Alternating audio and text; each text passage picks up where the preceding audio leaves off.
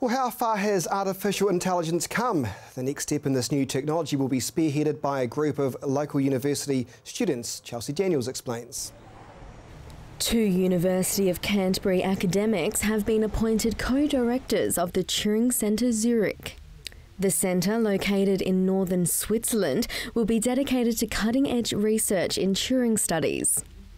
The study is named after Alan Turing, a celebrated mathematician who is credited as one of computer science's early visionaries and the first prophet of artificial intelligence. But what exactly is Turing studies? It's really the study of Turing's work, and more than that, all the fields of research that Turing's work has inspired.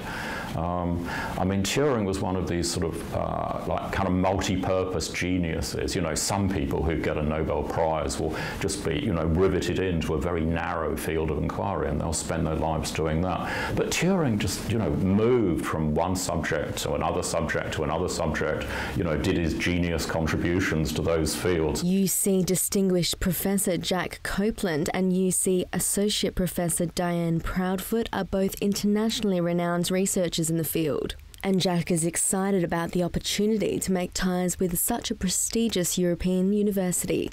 It's an absolutely great place to be, the Swiss Federal Institute of Technology. They've got over 20 Nobel Prize winners to boast of. Einstein, you know, the great Einstein was professor there. That's where he came up with his theory of relativity.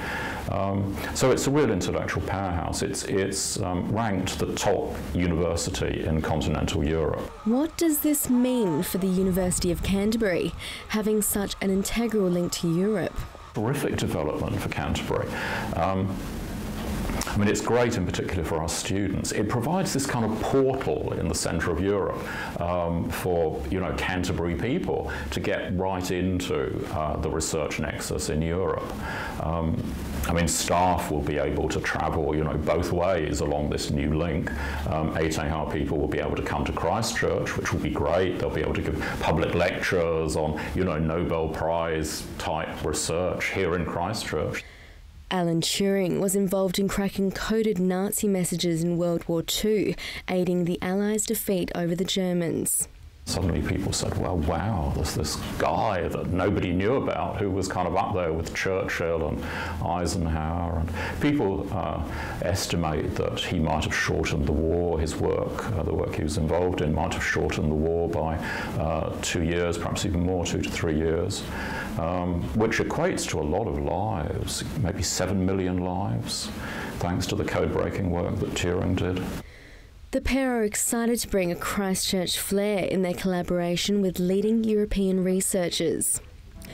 Turing's story made world headlines recently with the depiction of his life and work in the Hollywood blockbuster The Imitation Game, where he was played by Benedict Cumberbatch. But Jack says that the character's icy, cold demeanour was far from the truth. He says Turing liked a good laugh, was not antisocial and was particularly popular with children. However, he says the film has done well to advertise Turing's undeniable genius. Turing is now, you know, kind of a household word, thanks really to The Imitation Game.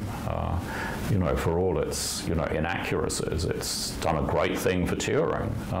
Everyone knows who he is now.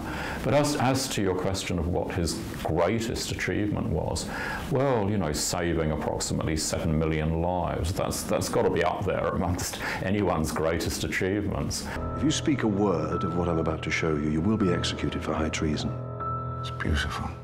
It's the greatest encryption device in history, and the Germans use it for all communications. Everyone thinks Enigma is unbreakable. Let me try, and we'll know for sure. Chelsea Daniels, CTV News.